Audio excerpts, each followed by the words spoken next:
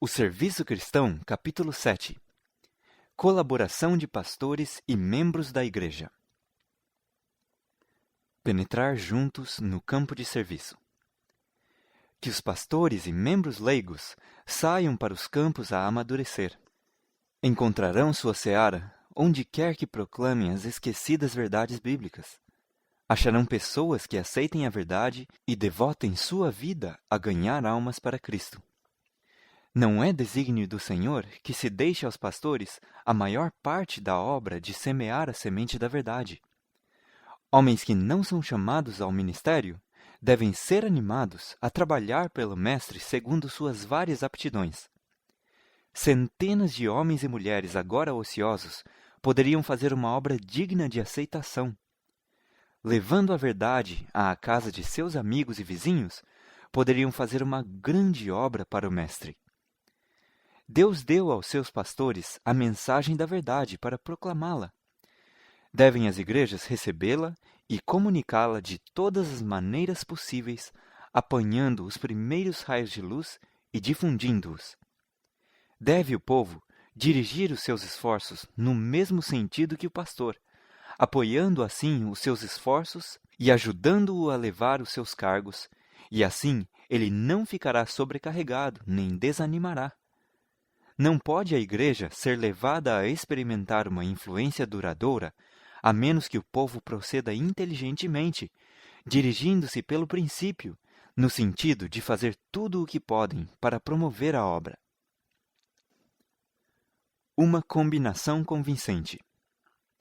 O mundo ficará convencido não pelo que o púlpito ensina, mas pelo que a igreja vive. O ministério anuncia do púlpito a teoria do Evangelho. A piedade prática da igreja demonstra seu poder.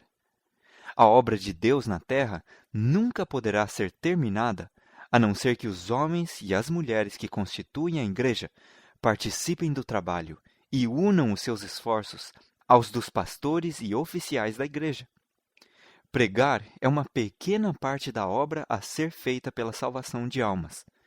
O Espírito de Deus convence os pecadores da verdade e depõe-nos nos braços da igreja. Os pastores podem fazer sua parte, mas nunca poderão efetuar a obra que deve ser feita pela igreja. A disseminação da verdade de Deus não se limita a alguns poucos pastores ordenados. A verdade deve ser difundida por todos os que professam ser discípulos de Cristo. Precisa ser semeada sobre todas as águas. Os pastores podem pregar sermões aprazíveis e convincentes e fazer muito esforço para edificar a igreja e fazê-la prosperar. Mas a menos que seus membros façam individualmente sua parte como servos de Jesus Cristo, a igreja estará sempre em trevas e sem forças. Endurecido e tenebroso como se acha o mundo, a influência de um exemplo verdadeiramente coerente será uma força para o bem. Um erro fatal. É erro fatal supor que a obra de salvação de almas depende só do ministério. O humilde e consagrado crente, sobre quem o Senhor da vinha colocou o encargo das almas, deve receber encorajamento daqueles a quem o Senhor deu maiores responsabilidades. Os que ocupam lugar de líderes na Igreja de Deus devem sentir que a missão do Salvador é dada a todos os que crerem no seu nome. Deus deseja enviar para a sua vinha a muitos que não foram consagrados ao ministério pela imposição de mãos. A ideia de que o pastor deve levar toda a carga e fazer todo o trabalho é um grande engano. Sobrecarregado de trabalho e exausto, poderá descer ao sepulcro quando, se a carga houvesse sido repartida como era o plano de Deus, poderia haver vivido. A fim de que a carga seja distribuída, devem instruir a igreja os que podem ensinar outros a seguirem a Cristo e trabalharem como ele trabalhou. O pastor não deve sentir ser seu dever fazer todas as pregações e todos os trabalhos e todas as orações. Cabe-lhe preparar auxiliares em todas as igrejas. Que pessoas diferentes se revezem na direção das reuniões e em dar estudos bíblicos. Assim fazendo, estarão empregando os talentos que Deus lhes deu e, ao mesmo tempo, recebendo o preparo para serem obreiros. Os pastores não devem fazer a obra que pertence à igreja, fatigando-se assim e impedindo que outros cumpram seu dever. Eles devem ensinar os membros a trabalharem na igreja e entre a vizinhança. Ao ser feito um esforço para se apresentar nossa fé aos incrédulos, os membros da igreja ficam muitas vezes para trás, como se não fossem parte interessada, e deixam todo o peso sobre os pastores. Por esta razão, o trabalho de nossos pastores mais capazes tem por vezes sido de pouco resultado. O dever do pastor. A melhor ajuda que os pastores podem prestar aos membros de nossas igrejas não consiste em pregar-lhes sermões, mas em planejar trabalho para que o façam. Dai a cada um algo para fazer em prol de outros. Ajudai todos a verem que, como recebedores da graça de Cristo, estão obrigados a trabalhar para Ele. E seja a todos ensinada a maneira de trabalhar. Especialmente as pessoas que recentemente aceitaram a fé devem ser ensinadas a cooperar com Deus. Pastores, pregai as verdades que levem ao trabalho pessoal pelos que estão sem Cristo. Animai o esforço pessoal em todos os modos possíveis. Ensinem os pastores aos membros da igreja que, a fim de crescer em espiritualidade, devem levar o fardo que o Senhor sobre eles pôs, o cargo de conduzir almas à verdade. Aqueles que não estão fazendo face às suas responsabilidades devem ser visitados, orando-se e trabalhando-se com eles. Não leveis o povo a descansar em vós como pastores. Ensinai-lhes antes que devem usar seus talentos em comunicar a verdade aos que os rodeiam. Trabalhando assim, hão de ter a cooperação dos anjos celestes e obterão uma experiência que lhes acrescentará a fé, tornando-os firmes em Deus.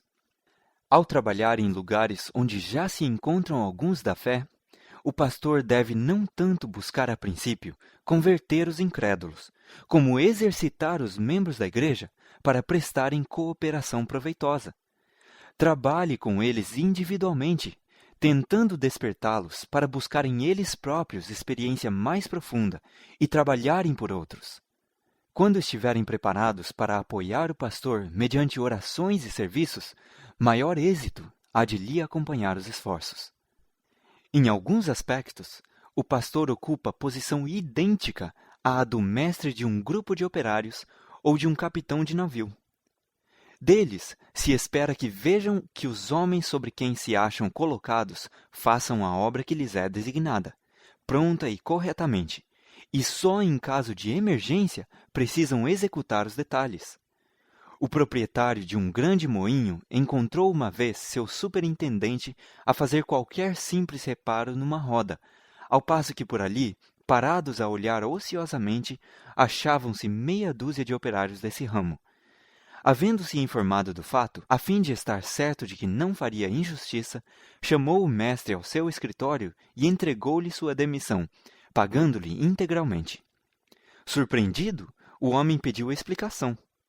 Esta foi dada nas seguintes palavras: empreguei-o para manter 6 homens ocupados. Achei os 6 ociosos e o senhor fazendo o trabalho de um apenas. O seu trabalho poderia ter sido feito por qualquer dos 6.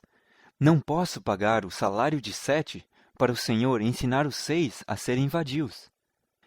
Este incidente pode ser aplicável a uns casos e a outros não, mas muitos pastores falham em conseguir ou em não tentar que todos os membros da igreja se empenhem ativamente nos vários ramos da obra. Se os pastores dessem mais atenção a pôr e manter seu rebanho ativamente ocupado na obra, haveriam de realizar mais benefícios, ter mais tempo para estudar e fazer visitas missionárias e também evitar muitas causas de atrito. Um bom exemplo. O apóstolo Paulo sentia-se responsável em grande medida pelo bem-estar espiritual dos que se convertiam por seus labores. Seu desejo era que crescessem no conhecimento do único verdadeiro Deus e de Jesus Cristo, a quem ele enviou. Não raro em seu ministério, reunia-se ele com pequenos grupos de homens e mulheres que amavam a Jesus, inclinando-se com eles em oração, pedindo a Deus para lhes ensinar como se manterem em íntima comunhão com Ele. Muitas vezes tomava conselho com eles sobre os melhores métodos de dar a outros a luz da verdade evangélica. Muitas vezes, quando separado daqueles por quem assim havia trabalhado, suplicava a Deus para que os guardasse do mal e os ajudasse a se manterem como missionários ativos e fervorosos. O fim do capítulo 7 do Serviço Cristão.